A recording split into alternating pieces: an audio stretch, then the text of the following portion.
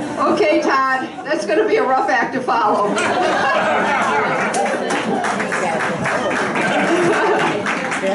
I applaud Joe for his enthusiasm and his message.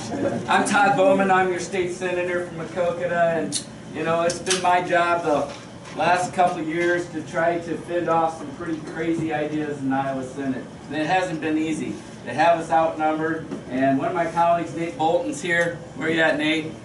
And we're doing the very best we can, Nate and I, to you know, get our message out, because at the end of the day, they have more names on the board, and elections have consequences.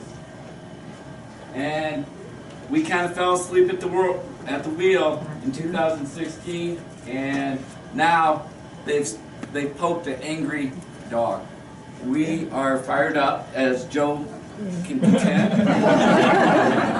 and we have to be willing to counter their big money with a groundswell of support, a grassroots approach, because we will not outspend them. I will take your money. Because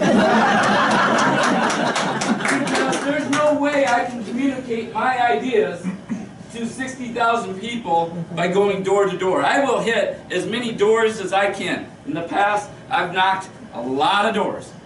Been at many and most of your doors. And I will continue to do that. But I cannot be successful because they will spend $1 million for an Iowa State Senate race against me. I'm one of 3 targeted races, and they are going to put out a bonanza of unfair, untrue commercials. An example, we just worked in a week's time on this huge tax reform bill, they call it, for transparency and fairness.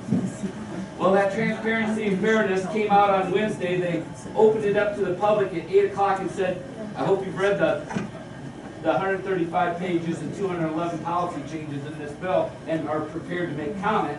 And then that afternoon they had the full committee and put it out for a vote that next week. So I wouldn't call that transparent. And inside that was $1 billion worth of cuts, when right now we still have to work on a de-appropriation bill for this year's budget. So we're raising college tuition on our young people, $19 million worth. Okay? We are cutting $5 million from community colleges. We have a privatized Medicaid system that's falling apart.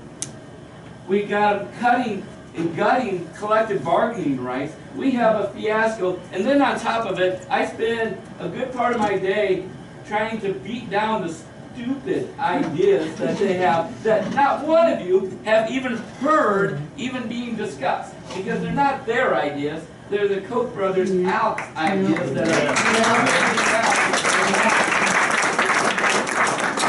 So it's frustrating. And so it's so frustrating, I came home and it was Super Bowl Sunday, and we, at halftime, my wife Renee here, my lovely wife of almost 45 years,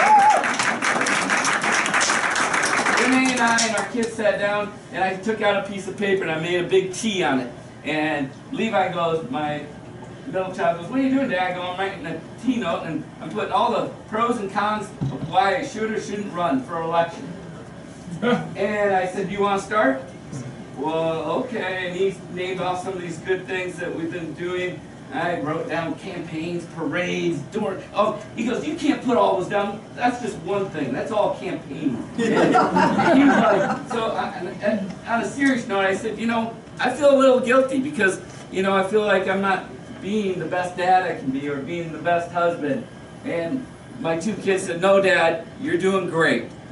We want you to run. And so I was just kind of hesitant, but they pushed me, and I know I feel obligated to run because there's so many things left undone, but I wanted to have the support of the family. They said, yes, Dad, Todd, let's do this. And so I'm going to be running in this June primary unopposed, but the big thing will be November. And so I'm going to be asking a lot of you to really up your game and become more active, because we will only win if it's a grassroots operation. So thank you. I look forward to hearing that.